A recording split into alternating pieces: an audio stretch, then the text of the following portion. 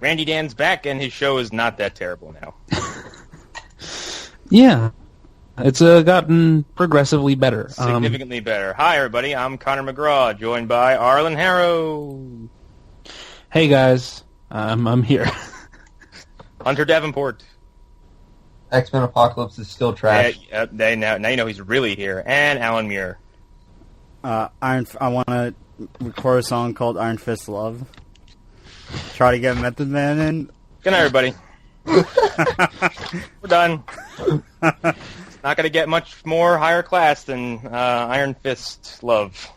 Yep. Yeah. Love, huh?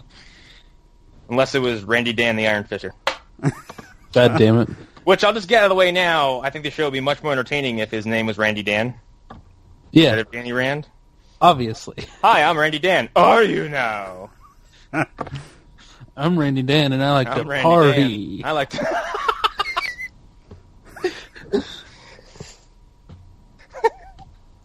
Just imagining Clarence McKenzie now. Okay. We're off to that start. Yeah. It's only going to get worse. Yeah, episodes 9 through 13, which, fun fact, I thought there was 12 episodes, so I thought the series ended on a cliffhanger, so I don't know what happened in episode 13. Yeah, we'll just jump... We'll jump straight to the end. Hogarth shows up. She says something about, you blah, blah, blah, blah, will go to jail no matter what, or something. And then they end up going into the building where Harold is. Harold reveals that he's ultimate bad guy. He's set up Danny to be arrested and shit. And for drugs, Danny, for basically doing what Gao was doing and what Bakudo was doing.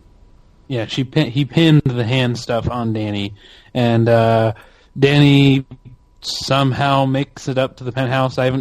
Unlike previous of these, I haven't rewatched any of these episodes, so I'm going completely off memory. He finds a way back up into the penthouse of that building, and the shots from the trailer of him like crushing an entire floor happens and attacking all those guards. God damn it. Yeah. You know, this is just going to be all put on Roman Reigns, right? Yeah, definitely. First wrestling reference of the day, everybody. Yep. Okay. Hey, and at least he didn't shuffle his wrist. Eventually, he and Ward kill Harold. Sort of a Batman Begins type kill. I don't have to save you type thing. Okay. Yeah, and that's. Yeah, it really could have been condensed to 10 minutes and put at the end of episode 12, very easily. But they didn't do that. So 13 is a dragged out climax, is what you're telling me. Yeah. Okay. All right, but we started with episode 9, and hey, everybody, guess what? There's going to be some positivity in this episode because I liked all 4 of these episodes. Yeah, it's pretty good. I can't believe they were holding. They had this kind of, they were hiding these tricks up their sleeves the entire season, though, which is a little disappointing. Yeah, I mean, if you remove 13, every 4 get exponentially better. So that's, I mean, it just really sucks that it took so long for them to find their stride. What a weird pattern. This whole show should have been that. Right, or at least I've said it in previous episodes, started at 5. Condensed 1 through 4 to 1, actually. And then go from there. And 8 episodes, honestly. Well, it's like they waited so long in the season to, bring out anything that would, get a reaction of people. I had audible reactions to things in these 4 episodes. I laughed at a joke. Yeah. What joke? And even... Because I don't remember a single joke throughout this entire series. Yeah. Yeah. And the joke. I laughed at the joke. Yeah, and the hand stuff, I like it, but the idea of there being multiple factions in the hand, after rewatching this, I wish that had come up sooner. Much sooner, because they just waited until episode 9 to introduce that concept. And it seems like this version of the hand is just as evil, just goes back differently. Yeah, they're just they're more progressive, but still bad. Still real evil. Yeah, it's not a collection of hidden ritualistic ninja warriors. It's modern day fighters who are using technology and money, and like shady business tactics to get their way. Yeah. But episode 9 saw the return of Undead Harold, who is the fucking best. Doesn't it open with him crawling out of his watery grave? And for like a minute I couldn't figure out what the hell I was looking at, and then he pops up. I was like, no. So yeah, this is kind of one of the reasons why I like these episodes, because all of a sudden, like, there's someone like shot some life back into it. David Wenham. This show.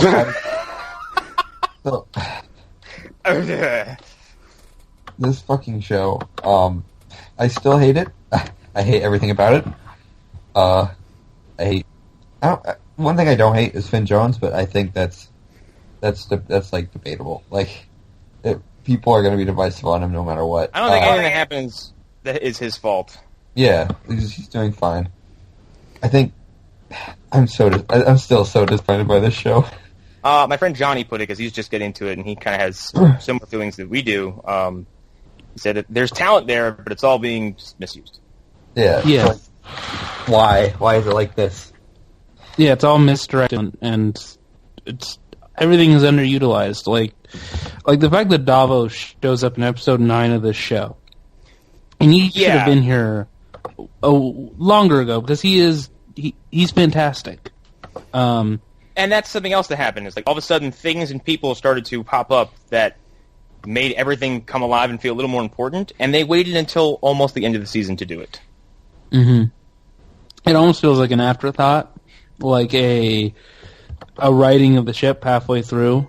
Like somebody at episode 6 was like, okay guys, this isn't that great. We can't really go back and redo what we've already done, but we have to add some things in here that make this feel we interesting. Gotta fix this. Yeah. So he does feel like an afterthought. He doesn't feel like he was planned from the beginning. Or I wouldn't be surprised if originally he was supposed to show up like episode 12 or something. And I'm glad that wasn't what happened, because again, the moment he shows up, I'm like, oh, that guy's interesting, and he just bumps into Harold Meacham for a second. So yeah, it kind of made me angry. I was like, okay, well, at least we have an interesting character now, even if he's only here for a little bit. And then Bokuto I thought was interesting, because he's kind of immediately untrustworthy, and then that kind of gets a payoff. Yeah. Everybody all right? Yeah, sorry. I was thinking of how much I didn't like that new Star Wars trailer. Okay, that's not... Yeah, we're not doing that about Star now. Wars That right is now. not happening right now. As much as I'd rather talk about that,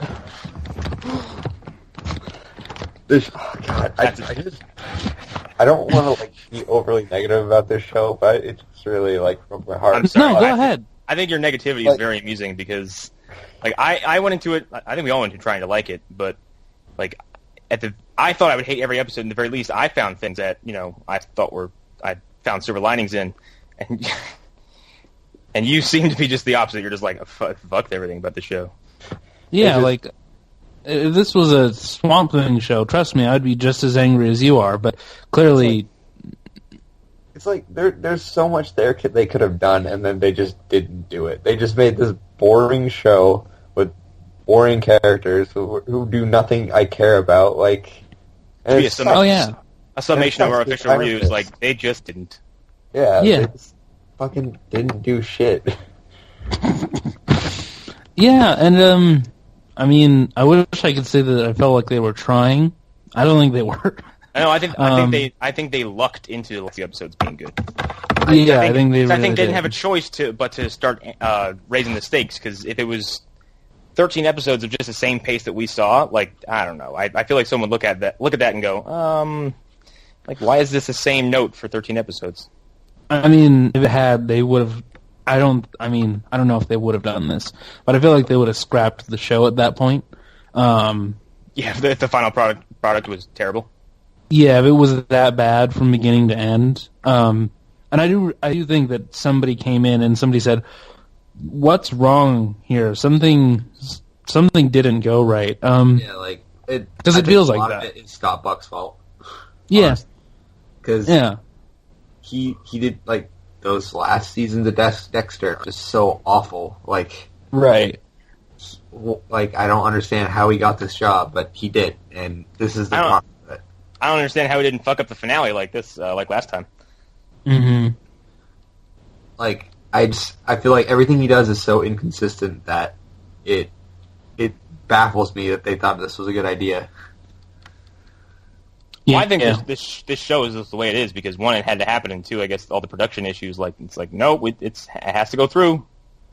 Yeah. Like here we are. Avengers being so close, like they had to do it. Like that's this year, right? Yes, this summer. Yeah, it's Oof. August. That is pretty close. Yeah. I hope Defenders is much better because I don't doubt that it will be. Yeah, I can't imagine that it would be worse than this because again, I have complete faith in the Daredevil guys. At this point, I do too. Like Daredevil season 2 is like my favorite Netflix show. Like yeah, and those two are brilliant. And yeah, I mean, I don't see any reason why Defenders would be worse. And I remember, there was some like people who were angry that the showrunners of the other shows weren't involved. As nice as that sounds, why would they be involved? Yeah, they're working on another thing. Like yeah, and these are the guys who have who are leading it at this point. So yeah. So let's talk about how amusing Harold is as he comes back from the dead and starts wandering around New York. Yeah. I mean, that whole tone is what an Iron Fist show should be. Like, this. Yep. Him. Yeah. This is like some weird zombie dude just wandering around. Like, yeah. You have a son? I have a son. Bye. Walks away. That's Iron Fist to me. Like, yeah. It should. Well, it's also I found it interesting because it's not just him coming back from the dead; it's also him being outside for the first time. And how long? Right, years. So he's almost overwhelmed with what he's seeing. So he's just kind of walking up to anything he can get close to and just kind of touching it or putting his hand on it or whatever, interacting with it. What I liked was he sees himself, his reflection's like, Harold. Yeah, Harold. I'm Harold. Yeah. Then he just walks off frame again. It's very Doctor Who. Yes, and then he beat a boy and then he beats a grown man to death with an ice cream scoop. God damn it! It was so aggressive. It was like that was people. For me. It was Fisk decapitating dude with the car door, kind of. Yeah, I was thinking the same jarring. thing. So I didn't expect it because I kind of thought he would come back. He's been mostly nonviolent, I guess you'd say, except for when he's disposing the bodies. But I also didn't think he'd snap and beat someone to death with an ice cream scoop. Right. I mean, I've said it a couple times over the last few weeks. The show had to become Pet Sematary to become interesting. Yeah. That's a good analogy. Because that's what this is. It's like, every single time you die and come back, a little less of who you are is there. Now, is that the thing that the who Ward was talking to? I can't remember his name. Was that what he was telling him? Because I think I tuned in and out of that conversation real fast. I heard he mentioned that it happened to someone else and he came back and roasted his family. It was the Hatchet Man guy. Okay, so it's basically after so many deaths and resurrections, your sanity starts to degrade, I guess?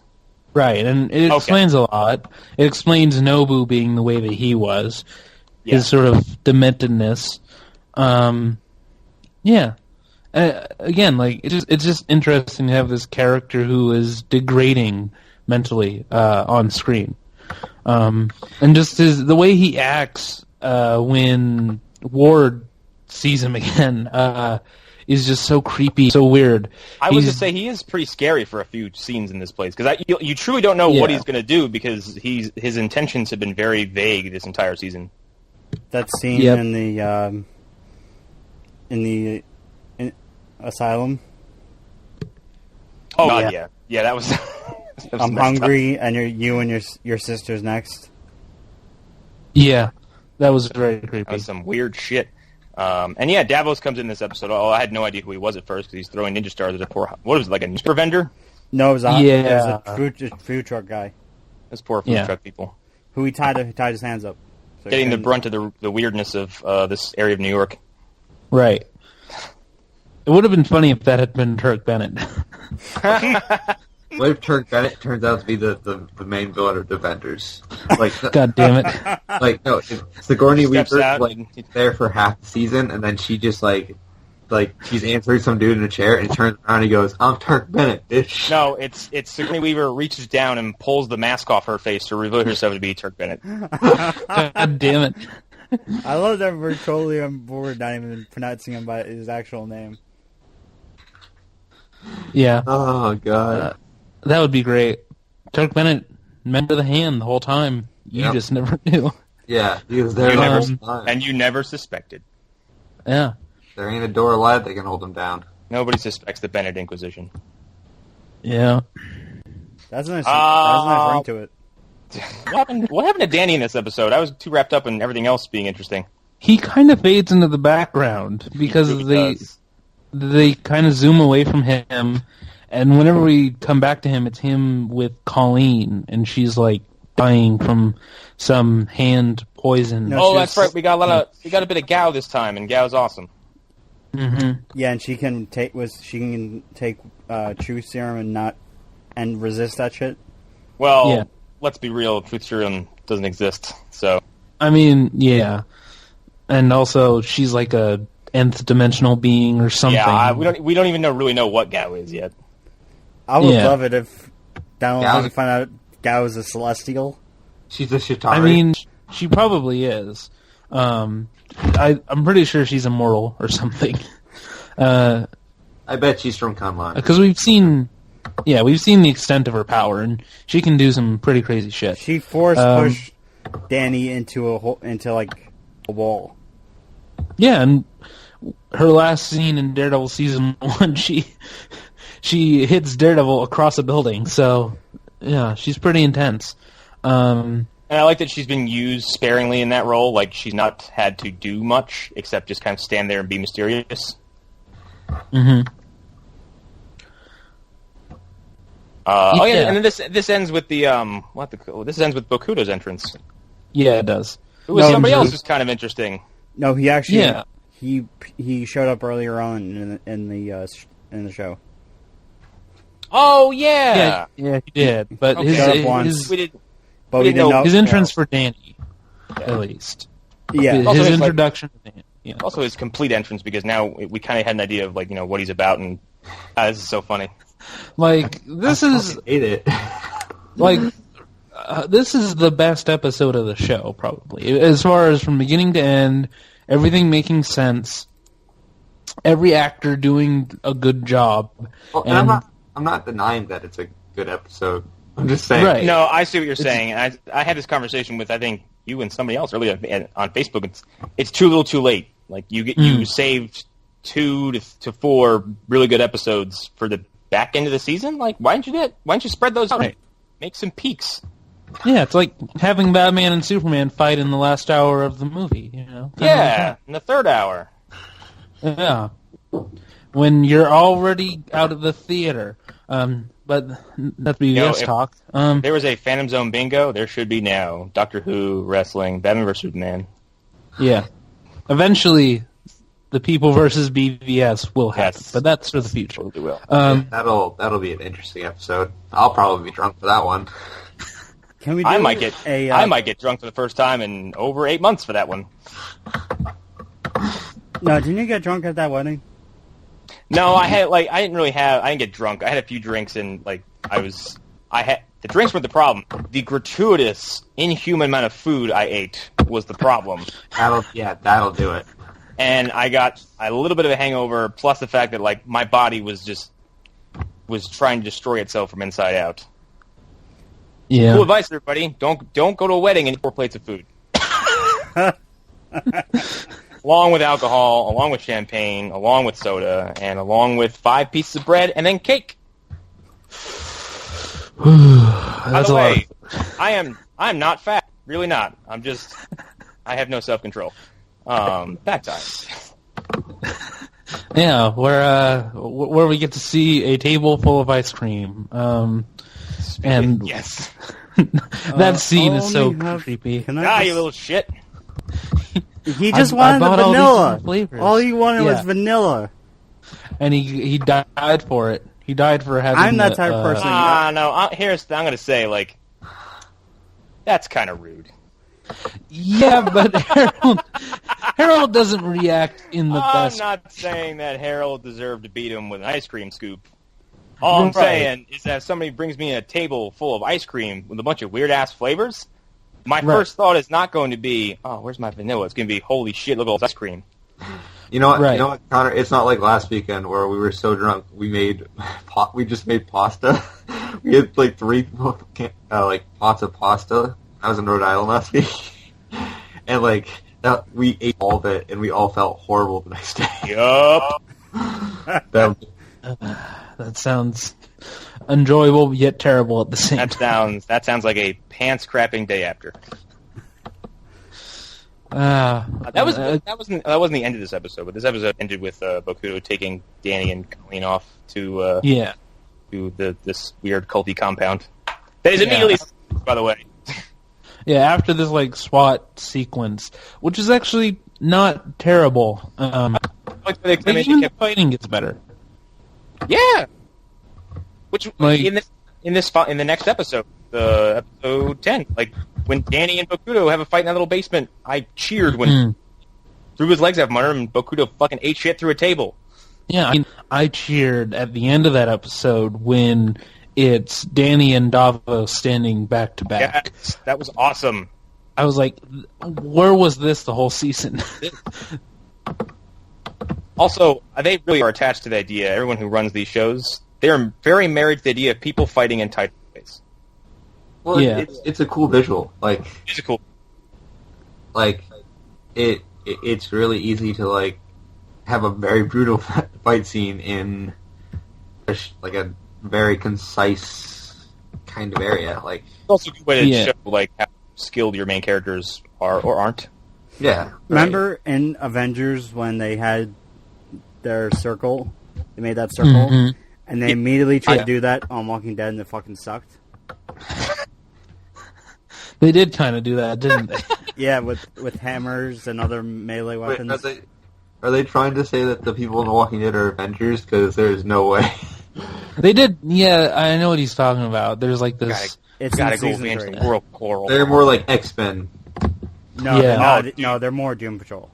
Now in season 3 of Walking Dead feels like 18 years ago. They die a lot. That's very true. They are the Jean Grey of the X-Men. Oh, shit.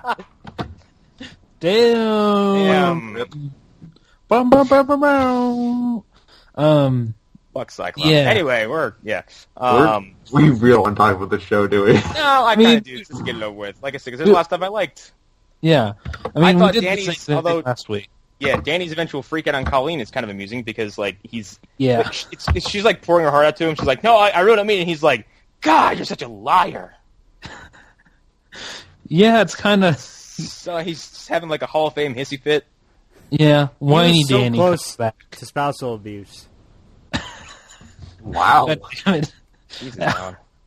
Alan, just seeing things that the rest of us aren't.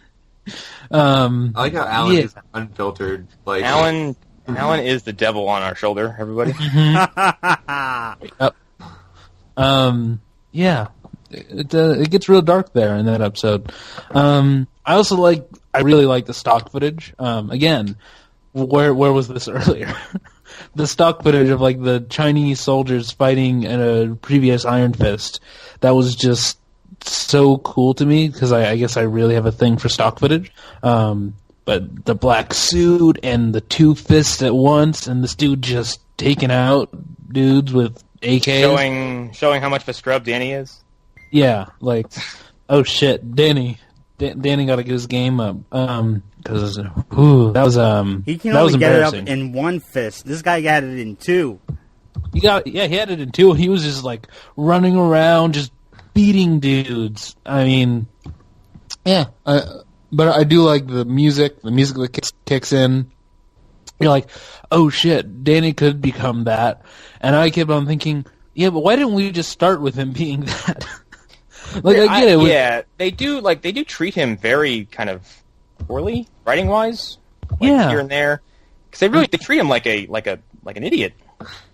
Yeah, and here's the thing, and this is a criticism I have actually of all these Netflix shows, is I feel like they are afraid more than the movies to embrace how silly these characters are.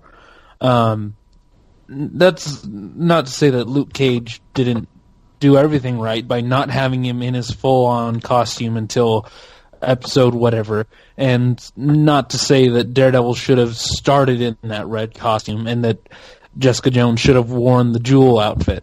But they've avoided the silliness, the inherent silliness of who these characters are in a lot of these shows. And in this one, I think hurt it the most because we're so deep into this sort of pocket universe, and I just wanted to see Danny be a badass. And it just doesn't work for me, along with all the other problems that we've discussed in previous episodes. Yeah. One thing that really worries me is that I was reading something that they're saying Danny's not going to be a hero till like 3 seasons in. I don't... Oh, boy. God damn it. Yeah, I think that really makes me, like... I mean, I want to watch the next season. I mean, I think I said it last week, or last episode. I don't think Scott Buck is going to be on the show after. No, I completely agree. Season. No, Marvel doesn't give people second chances. Yeah, they get rid of you. I really Edward hope Norton that... and what's his face?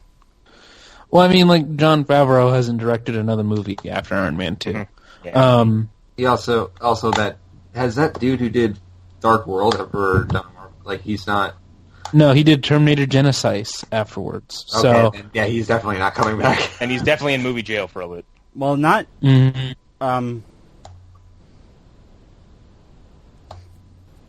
Who was it? Who was the director of Iron Man? Jon Favreau. I mean, he does other work. Favreau, now. technically, no, he's working on Infinity War with the Russos. Yeah, but he's not directing it. He's technically a producer on all those movies. Isn't he also? But he's not. Happy Hogan in that? Yeah, he's an actor in all of them. Whenever they need Happy Hogan, he shows up. But Like he next won't be directing Iron Man 4. No, Not likely. I don't even know. We'll be in Iron Man. Yeah. And I don't see him directing another Marvel. That doesn't mean that it won't happen, but I don't see it happening. Probably because he wouldn't want to at this point. Yeah, like he was after Jungle Book. He's like, I think he's doing what he wants to do now. He's good. Yeah. I mean, he's gotten Disney money from both sides, so Yeah, he's content. Yeah. Also, like he's one of the building blocks of this universe. He doesn't really need to come back. No, it's that's like the Joss point. Whedon, and Joss Whedon is going so far in the direction he's directing a DC movie. Yep. Allegedly. But yeah, like I think Scott Buck is going to be gone. But here's the thing: that comment, I'm not surprised by it because Daredevil didn't get not the bow staff. What's the name of his iconic weapon? Tonfas? No, there's another name for it. Tonfas. Are you sure? Yeah, tonfa sticks. The little fucking clubs he has, batons. There's another name for it though. It's I can't remember the name of it. I certainly wouldn't know. Well, it's the Riki? it's the ripcord part of it. I don't know. Oh, His- yeah, his- he has Scorpion's harpoon, basically. Yeah, basically, like he didn't get that till episode 8. I want to say of season 2 of Daredevil. Like the season was already over by then, basically, or it was like the episode before the last one. That's his iconic weapon. He's known visually for grappling from building to building using his staff or whatever. So at the pace in which it takes them to get to those kind of things, I'm not surprised by it. Again, I don't see Luke Cage on a regular basis just wearing a tight yellow t-shirt till who knows how long. Because they are really stuck on this idea of these characters wearing street clothes, which, fine. Fine. I mean, I guess it works. It's cheaper. So I understand is. from that point of view. It's cheaper than having Matt wear that red costume for 12 whole episodes. Yeah, but Cool though. Yeah. I mean, if it's up to me, Melvin builds them all costumes by episode 6 of Defenders. Oh, I'm sure that happens. I mean, Jessica's in like a black version of her Jewel costume. Luke just has like yellow chainmail on. Like that's my preference. But probably not. So what else? This episode was kind of a long, drawn out thing, but it was still okay despite it, because this is where Davos shows up and, like we previously said, joins up with Danny, and they start beating the shit out of everybody. Oh yeah, and it's revealed that this little culty thing that Bakuto's got going on is basically just the hand. Yeah, and if I remember correctly, I finished this way before you guys did. Yeah, they're not beating up Asians; they're beating up teenagers. They are, yeah. and why is everyone in this establishment? Girls. I got that vibe like right away, but then I was like, well, the Foot Clan is a ripoff of the Hand anyway, so right. It's deliberate ripoff. Why was everyone in this little compound? Why were they all half naked? I don't know. All the time. It's like everyone's like, assemble the kids. We have an intruder, and like 15 people in just sweatpants run down the stairs. I mean, like. If it weren't the fact that I'm not sure of the ages of all of them, I would say Bakuto is like... I would say that their division of Hand is also a sex cult, perhaps. But I don't even want to go that far, because that's just so weird. Like, yeah, like, I'm sure there is a division of the Hand that is a sex cult, but I'm sure of it, because every variation... No, this is the Handy. God damn it. That's what I'm here for. All right. 10 and 11 kind of blend together for me. I'm not really sure. They do. 11 starts with him right after doing the Trial of the Dragon, which I'm not an Iron Fist fan, but I remember thinking of Hunter at the moment, and I was like, oh, I bet Hunter's really angry they didn't just show the Trial of the Dragon. Yeah. I was very upset this whole show. Like, I was... Right, but specifically, like, they show you the beginning of the Trial of the Dragon, and they show you the end. And I'm like, show us the whole fucking trial. That's so weird. It's like he walks... fucking angry. Yeah, it's like he walks in that cave, and you're like, are we going to see a dragon? Do you see him walking in and out? Because I could have sworn we saw him walking in. You see him walking in, and then you don't even see... No, you see the eyes, and then it cuts. But it opens with him right after, with Davos finding him like half asleep with the tattoo on. They didn't even fucking show the dragon. No, and then they show his eye at some point. This felt like season. The location we are in Agents of S.H.I.E.L.D., where they're totally strapped for money. They're using. They got rid of the only good part. They got rid of the only good part. Because they're strapped for money? Yeah, because they're strapped, because they blew the rod too soon. I swear to God, like, I forgot all about the rage I felt over that Trial of the Dragon thing, because I had to stop watching, because I was, like, shit angry. Yeah. Like, we spent all this time to make it look like we were in China, when we were obviously, like, I don't know, some industrial park somewhere. But no, we can't show you a goddamn CG dragon for even like 30 seconds. But we can show you some glowing red eyes and Danny covered in soot. I mean, I was angry for Hunter. Danny with the same haircut and beard he has the entire time. Yeah. Kind of so bad. But yeah. Is this where Ward finally gets me the scene out of 10 or 11? Because he's gone for a bit. He's gone. I think in 11 he's put into the mental institution. No, I feel that's like at the end of 9. Okay. I don't remember. He's out. He's nowhere to be seen for 10. Comes back in 11.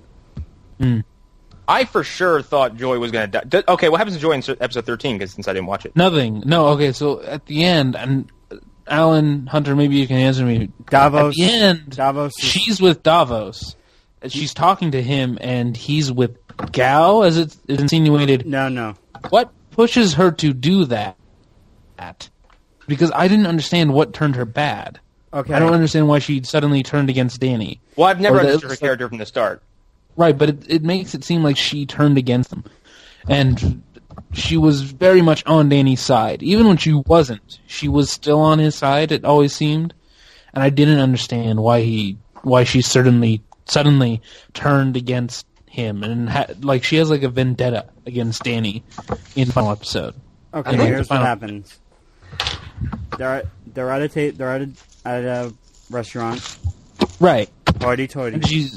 And she's all like angry at Danny. Like, she's why did that happen? Danny, she's angry at Ward.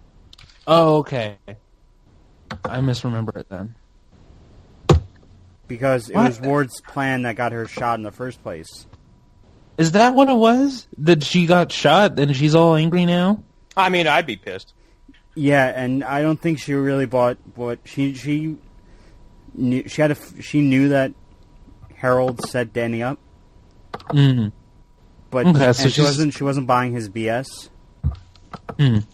But as they're talking, and she agrees to help Davos take out Danny, and then then they pan over to see that the person sitting, who's right next to them, is Gao. I mean, and she makes one of those eating grin faces. Right, which is setting up Steel Serpent. But I mean, I remember being angry, like, why didn't you spend a whole season setting up Steel Serpent? Like, why wouldn't you do that? Why would you condense it all in all this time? And that is a problem I have with episode 12, is that suddenly Davos turns all bad when we just have really gotten to like him. Like he makes for a very good entrance and kind of starts to stand out as one of the side characters. And like I said, he cracks the best quip in the show. When Claire asked him about dragons, she says, Komodo dragon or Pete's dragon? He said, who's Pete? Oh, that was a joke? Yes, Alan! That's the kind of joke that we wanted earlier in the season with we Thor. Want some witty dialogue. Yeah. That was equivalent to I'll have another type Davos stuff. Yeah, Davos was raised in a fucking monastery in the mountains. He has no idea what Pete's dragon is. This kind of has the same problem as Doctor Strange, as like the jokes don't kind of land well. Well, the problem with Doctor Strange is that they fired 15 jokes every few minutes. Yes. And like. Yeah, and I would argue none of them are good, but that's me. I like humor in Doctor Strange. There's only one sort of funny scene that I liked in Doctor Strange is when Steven is using the portals to get the books while Wong is listening to who was it, Beyonce? Yeah, that's the funniest whole movie. I thought the Wi-Fi bit made me chuckle, but that was about it. That was just It made me chuckle when I first saw it in the trailer. Yeah. And then by the time it was in the movie, I was like, oh, there's that. Like I think I keep harping on how much I hate this show, and I feel bad because I know you guys like these episodes, but I just fucking can't stand it. I find your entire experience fascinating because I've never sat through an entire show that I've hated from start to finish. Well, I finished it because someone told me that it gets better. That person lied. And no, it does get better. It does get better. It just doesn't save the show. It just wasn't enough for me to get over what feeling. These 2 to 4 episodes don't make up for 7 or 8 that are really bad. That's not how that works. Yeah. Like, it doesn't make up for 4 god-awful episodes. If every other episode was great, then you could easily walk away from the show and go, whatever, it was all right. But, like, the first 2/3 of the season are shit. Yeah.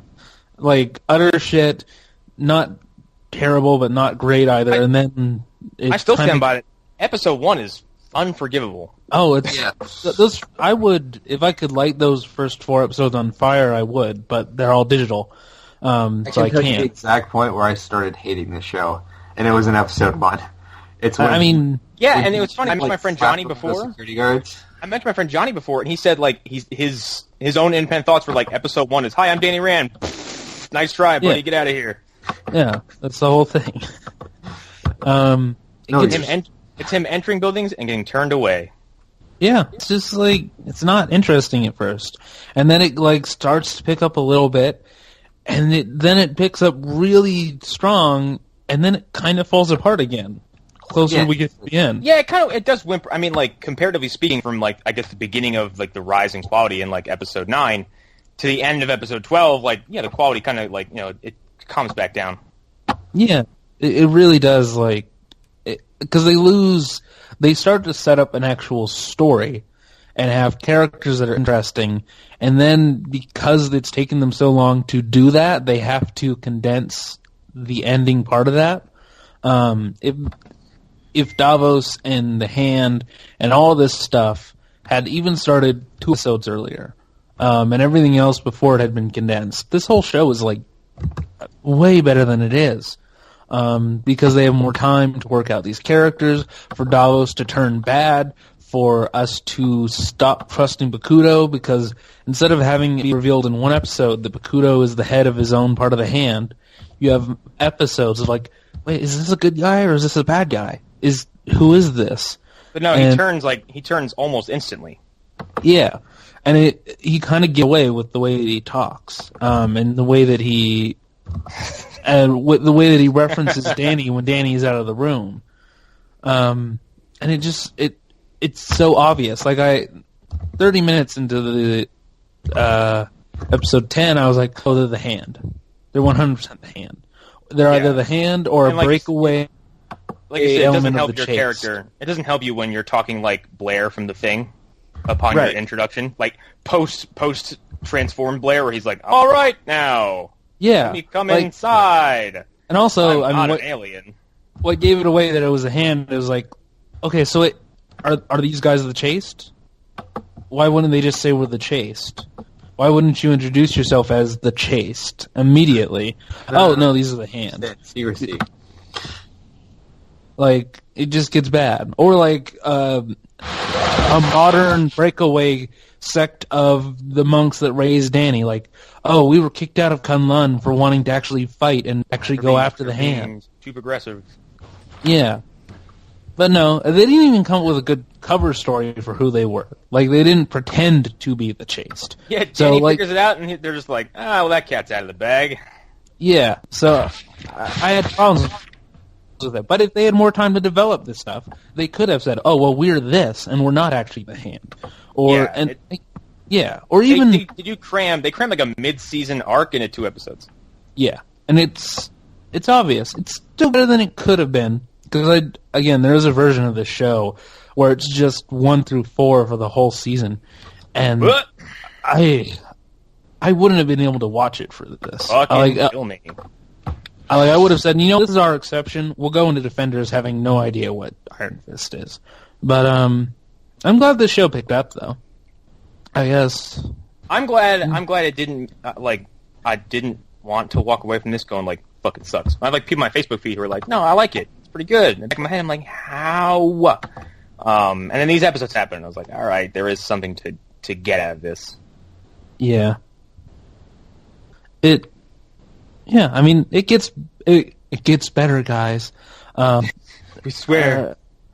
But, I mean, like, and that's, I mean, I'm more angry at the people who are like, this show is for the fans, this show isn't for the wider audience. Well then, why is it that halfway through the show suddenly just has, like, gigantic rises in quality? Because obviously the people making the show realized it was bad at some point. So, what was that about this being for the fans? That dumb response that stupid fanboys seem to give whenever a show that they like gets attacked. Oh, hello. Yeah. Oh, lost you there. I don't know. I'm so glad we're done with this.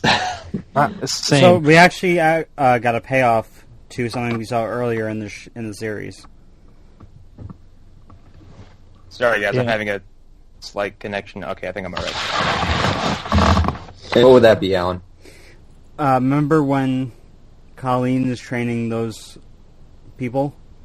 Or her students? Right. Yeah. And they fail spectacularly? They're the ones who try to kill her, aren't they? Yeah. That's what I thought. Which would have been fantastic if, it didn't feel like a year and a half ago that moment happened. Mm-hmm. It's just I like... can barely remember the first few episodes, like, specifically. I remember things and, like, broad events, but, like, nothing specific because it's all just, it's not really memorable. Yeah, those first 4 are just a wasteland of terrible. It's an oasis.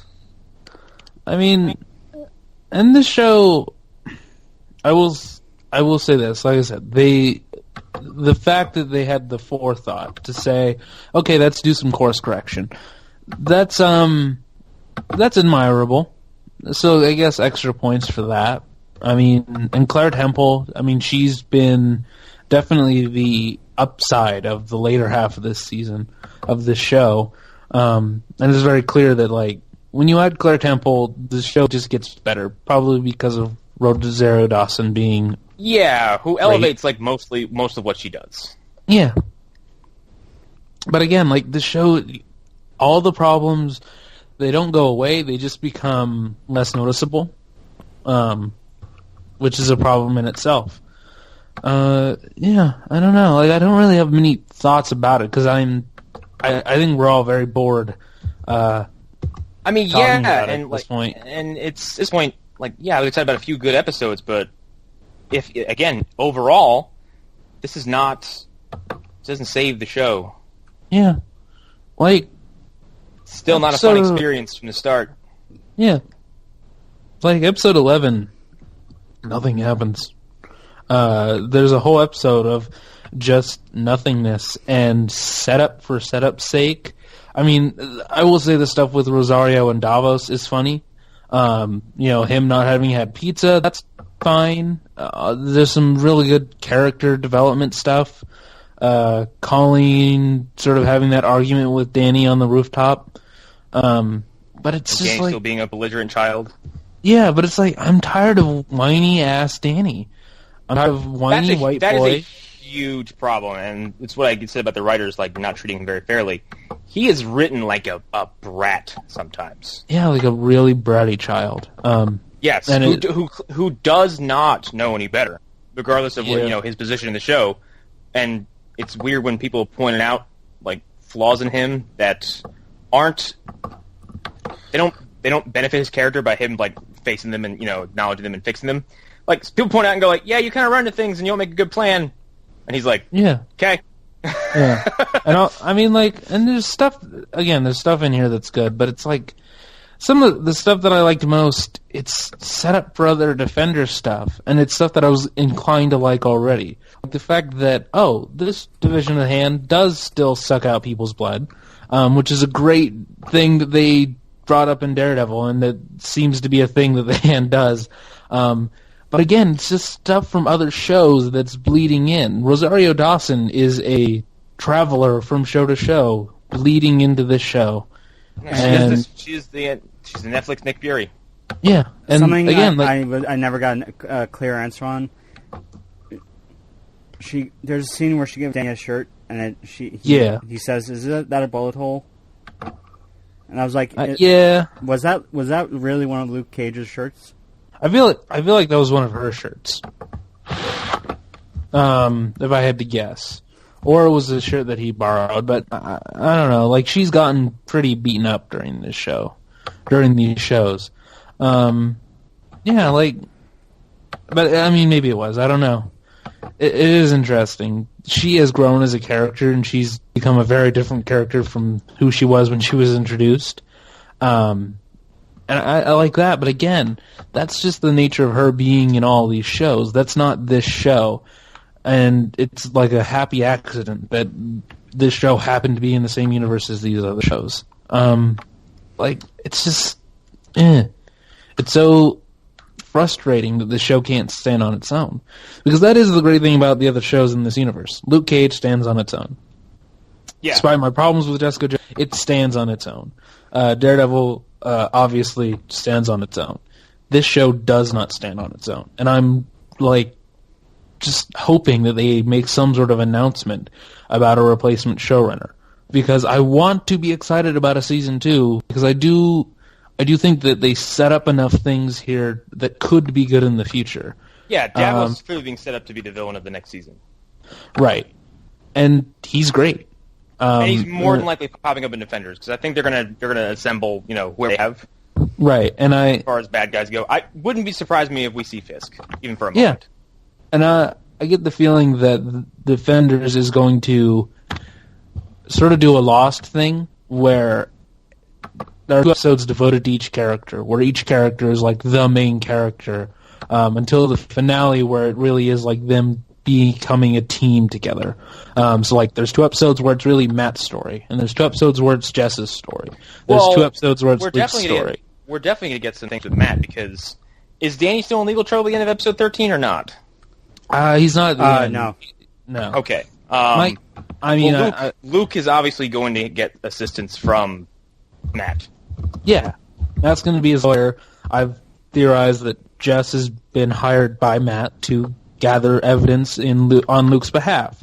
How Danny gets wrapped up in this, I don't know. My immediate guess is he goes after the Hand in vengeance for Kunlun, and the Hand that attacked Kunlun happens to be Nobu's now leaderless division of the Hand, and somehow Matt trying to free Luke gets involved in that, gets entangled in that, and that the team comes together. That's my guess. And by episode 4, he's gotten Luke out of trouble. Where's Sigourney? Luke Cage throwing people around. Huh? Sigourney is going to play a Serpent Society member, I bet. I feel like she's Hand, because we've seen that the Hand has a business division. Yeah, true. The Hand's bureaucratic skills are not ones to be ignored. And Sigourney would just be an older version of that woman that we saw in episode 5 or so that Danny sneaks up behind with the not so smartly placed Microsoft Surface advertising. And she's clearly this woman is her as a 30-year-old. This is the older version of that. This is the woman who has been in companies, infiltrating corporations for the Hand, basically being the legal face of the Hand that doesn't hide in the shadows. And she probably has martial arts training, much like that woman or the woman. I see Sigourney Weaver palm strike Daredevil in the chest. I might lose my mind. that would be great. Because I would suddenly I'd be like, fuck him up, really? Yeah, totally. And again, we've seen this. The Hand it enjoys having attractive women who are in office settings on their payroll. So that's my guess. We also I don't really have any more advanced thoughts on Iron Fist. Yeah, I mean we've already kind of started. Let's do more Defender speculation, I guess, because there's more stuff to there's some stuff we didn't talk about. And what stuff exactly? The Davos fight? I guess we can talk about that. I'm talking about what happens when Bakudo shows up at the mental institution. I don't care about that, though. Yeah, it's just him moving pieces, that's all. It really becomes very, very, it becomes very chess movie, and you're like, oh, okay, I know what he's doing. It just gets really boring and really obvious, and really oh, we're doing a scene because we have to do this scene.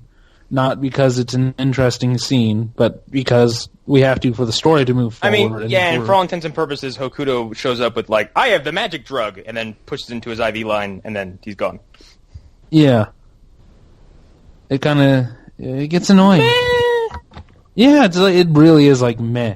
Even the stuff with Bakudo holding the Meacham family hostage. By this point, I was fairly sure Harold was going to turn on Danny. Okay, so, I will say, when Joy got shot, I was a little stunned. Yeah, I forgot about it. I didn't really remember that happened until Alan brought it up. So, but you just watched it, so I guess that is different. Yeah, I also thought for sure that Joy was just fucking doomed. Yeah, Her character was on a very, I don't want to say War was on a path of self-destruction. Joy was kind of being manipulated, and I felt like either Harold was going to snap and kill in some kind of, undead rage, or a ham. I feel like the Meachums were really a mistake this season. I really do feel that way because they're really not as well written as they could be. They don't assist the show very much. Like, overall, what did Ward do for this show long term? Not much, Nothing. except for give us undead Harold. That's his only contribution. He doesn't really do much. She doesn't really do much. He does help Harold in the end, even though he gets a Right. golf club to the back of the head. But even then, like, it's kind of unearned because Ward is like a piece of shit the whole season, and he's unlikable, and he's cowardly and wimpy. Yeah. And like develops a bad hat. Like, come on, heroin, fuck off. Like, we really didn't need the Danny trying to get his stuff back. We just didn't need it. We didn't need it. Like, the way you phrased it. Like this should have been a subplot in season 2. I feel like that's like a Always Sunny a title card. Danny gets his stuff back. Danny gets his family back. So, Or like I said, this medium stuff should have been in the first episode and then gone. Maybe in like the background.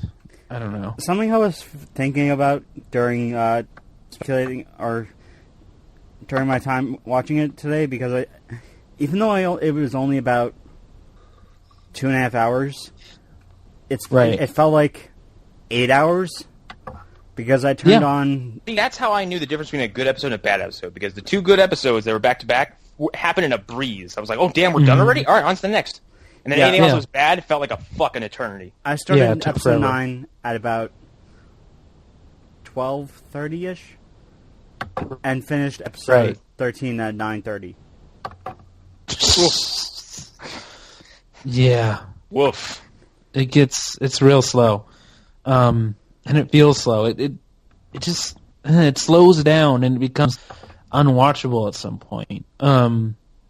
Yeah, like I have nothing else to talk about with this show. I think we really can. Yeah, I mean, it's just like, it's done, it's over with. Like, on to the next. What I was contemplating doing was watching an episode and watching an episode of The Flash. Watching an episode, then watching an episode of Legends. Watching an episode, then watching an episode of Daredevil. Just to cleanse your system after every episode. Yeah. Mm-hmm.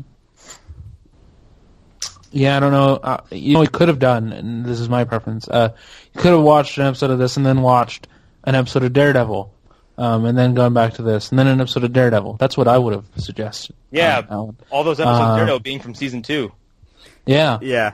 Alan. I still have to catch up on Jessica Jones. Alan. Yes, I know.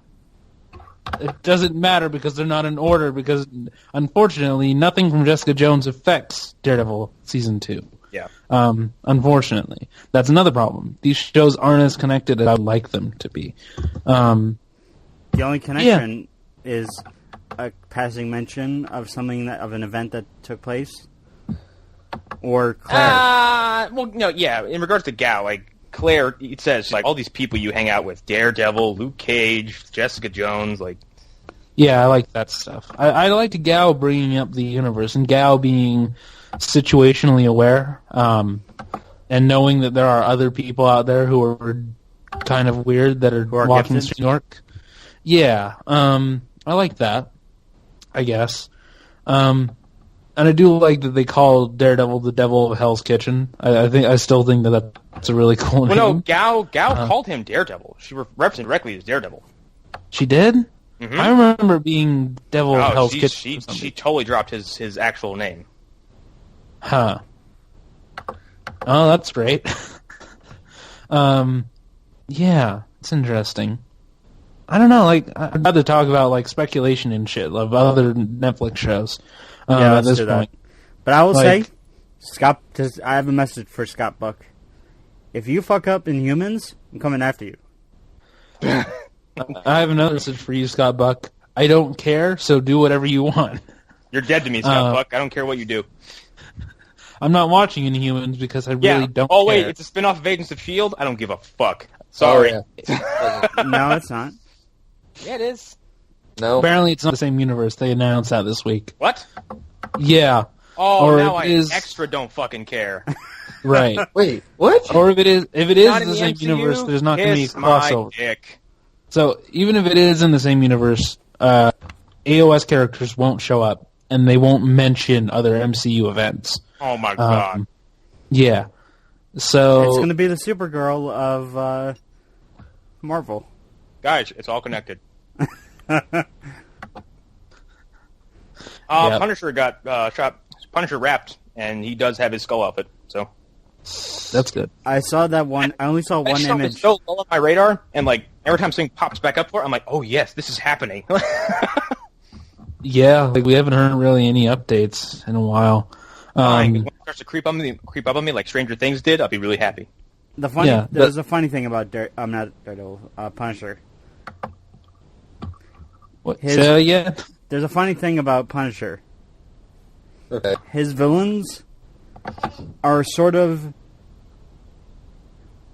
They're on the same... Rip-offs of Batman villains? Rip-off of Dick Tracy villains who are rip-off of Batman villains? They all have short lifespans? Yeah, they're like Flash villains. Unless you're Jigsaw.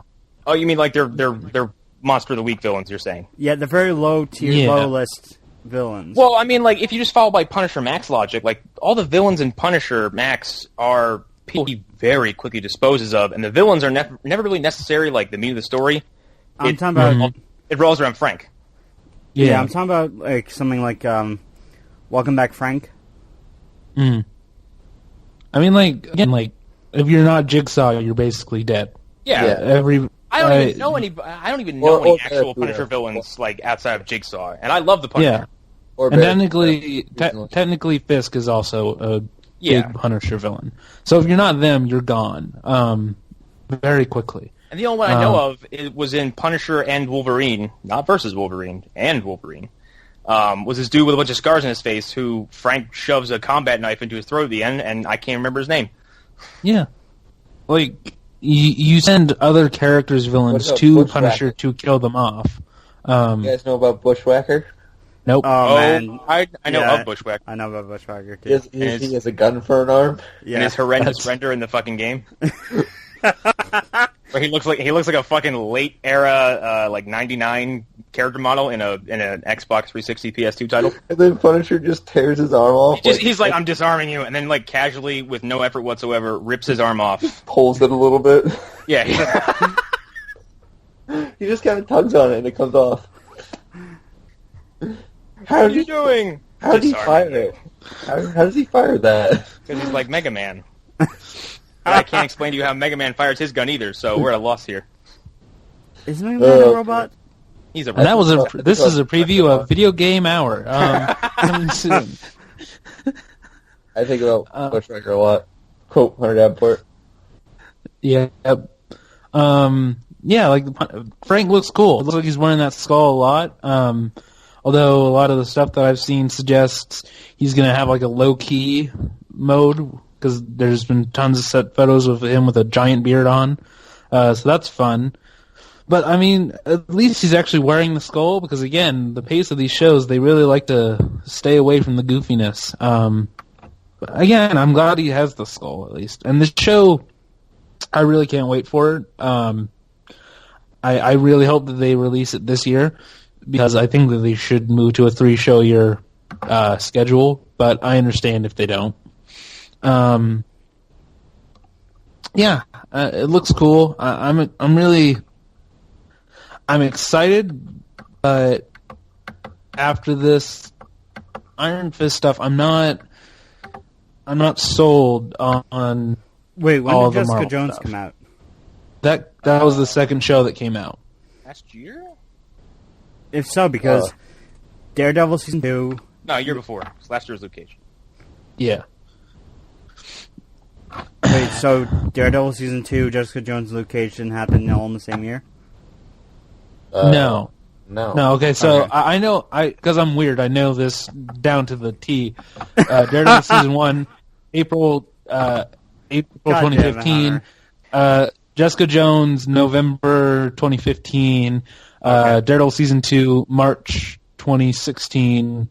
Luke Cage, September 2016, and then this show.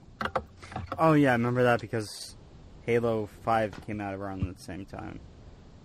Yeah. Which also features the great Mike Coulter. Yep. Totes. Hey, I found a Punisher villain that everyone will get a kick out of.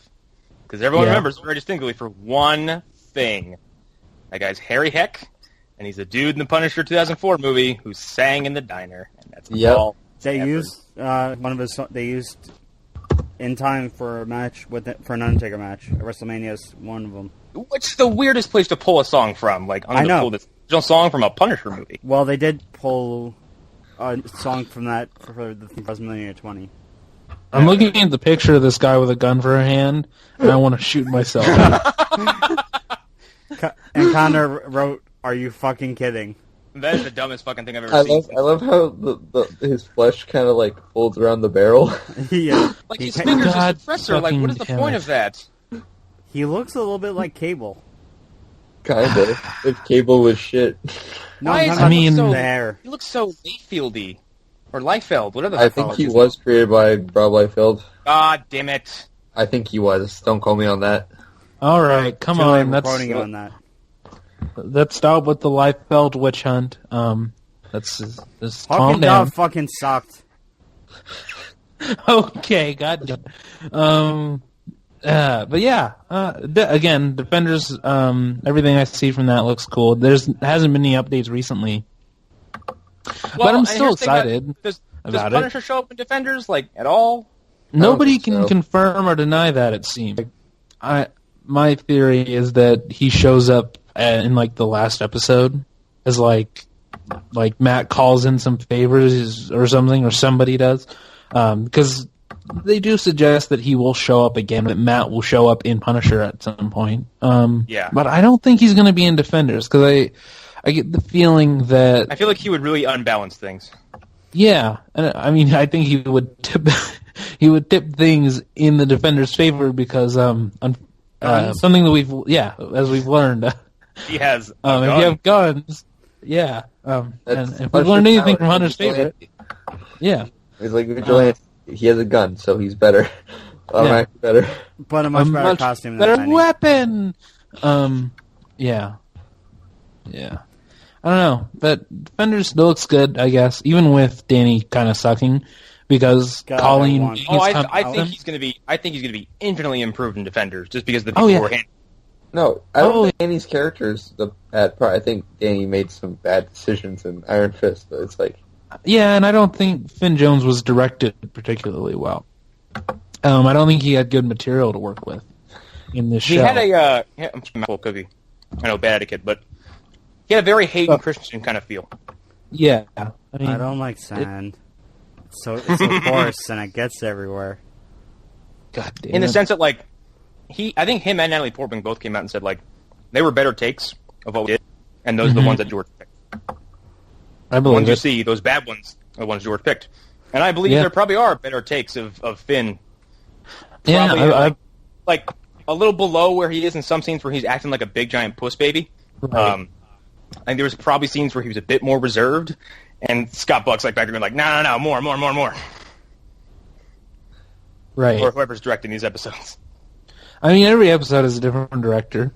Yeah. So, and every episode is a different writer, which is interesting because it makes it harder for me to say, well, that guy's going to take Scott Buck's job. That's a weird process, too. Like, you're going to have 13 people come in and write 13 different parts of the same show. Yeah. So I think... Scott Buck, I'm guessing this is how he operates, is the anti-George Lucas on A New Hope, where it's like his where he had faster, where he had less intense. No one around to tell him no. Yeah, no one telling him, yeah, George, you can't do that. That makes no sense. Guys, yeah, hey George, Starkiller is a dumb fucking name. You shouldn't use it. Yeah, and Chewie, he shouldn't. He should wear pants or shouldn't wear pants. And also, Han Solo should not be a giant reptile man. Just a thought. By a thought, I mean we'll take your money away. Wasn't Luke and Leia supposed to be like little people? Yeah. Yeah, they were. Yeah, that's where. All I have heard. Willow I think someone told me on this show. All the ideas. Yep, it was you. That's everything that you couldn't use in Star Wars. He used in Willow. Yep. Originally, Star Wars was supposed to be quite literally Space Lord of the Rings. It's fucking cool, but like at the same time, why? Why would you do that? Right, and then all the really Lord of the Ringsy stuff that was obviously Lord of the Rings got cut out, and Willow. So that explains the weirdness that is Willow. Because it's unused stuff. Because originally... What was the after effect of having a bunch of trash from your previous film? Yeah. It is interesting to watch Brian Willow. Altano said on that episode of the Comic Button when they talked about it, but man, that was great. Yeah. Okay. Willow was a fascinating movie. This is very much like the Defenders. Welcome to the Willow cast. Yep. We're going to be talking about Willow every week from now on. We are now the new worst idea of all time podcast. Yep. It is interesting to watch Willow and notice how similar it is to Star Wars. Yeah. Okay, where were we? I think we're good, actually. I think we've covered all the Defenders update. And Defenders and Punishers have been so, cryptic. We don't know what the fuck's happening. So yeah, and I think we've done a lot of speculation in the past. So, yeah. I guess we can do plugs now. Follow me on Twitter at Western Commander, where I'm starting to post video game stuff. Yay! Woo! You can follow me on Twitter at Davenport, and my writing on the Haro, which will resume soon. I've kind of had a block, and I'm hoping to return this week. Mm-hmm. I also want to mention, we mentioned the Video Game Hour. That is coming soon. We need to lock down a test date. And you guys told me that tomorrow. Yeah, it works for me. Like, we can do it tomorrow, but like, we'll figure that out, and that'll be coming very soon. Anyone else have any plugs? Thanks to Eric Dudley for our music. Join our Facebook group, The Fan Zone. Yep. Follow me on Twitter at the Mirror. Wow. You can check out my LB17 the show review on the Haro. I gave it 9 out of 10. God damn it, Alan. He did give it a 9 out of 10. Alan, you don't give that stuff away. Plug. I mean, spoilers. I gave it a 9. No, because not everybody. Every place is giving this thing a 10, and it doesn't deserve a 10. Okay, well, I guess that is a worthy thing to add in then. Hear Alan's controversial opinion on MLB. Arrow. To Alan's credit, that review almost sold me a copy of MLB 2017. Oh shit! Yeah. Okay. You can follow me at AAHaro on Twitter. As previously mentioned, the blog I run, the Haro or lostharo.wordpress.com. Or no, is it still at the Haro? I don't really know. It's Lost Haro. Is it Lost? Okay, so yeah. Yeah, it's my homepage. Yeah, lostharo.wordpress.com. You can find you're a better company guy stuff. than I am. Yeah. You can find my stuff. You can find Alan's stuff. You can find Hunter's stuff. You may be able to find others. Yeah, I was going to. Yeah, diversity in comics. Yep. You can find. Maybe someday in the future you might find stuff from Connor. Who knows? You never know. Yeah, I feel like we bring this up. Things out of my way first. Yep. Our Shadow Zone coming. That's episode 1's written, guys. Episode 1's written. It's just I gotta like it enough to record it. Yeah. Also you can find this podcast on the Phantom Zone pod. Is it Phantom Zone Pod or Phantom Zone Podcast? One of those. .wordpress.com. Find all the links to this. It's Phantom Zone Podcast. Yep. Phantom Zone Podcast.wordpress.com. Links to this, all the different ways to subscribe. Please share with your friends. If you're listening to this on YouTube, subscribe to the video, share, please, everywhere. Share on the Twits and the Twitters and the Tumblrs and all the different places. Some of you who I know listen, I don't ever hear from people. So you guys are being a little louder. Yeah, you gotta tell us. because we like affection.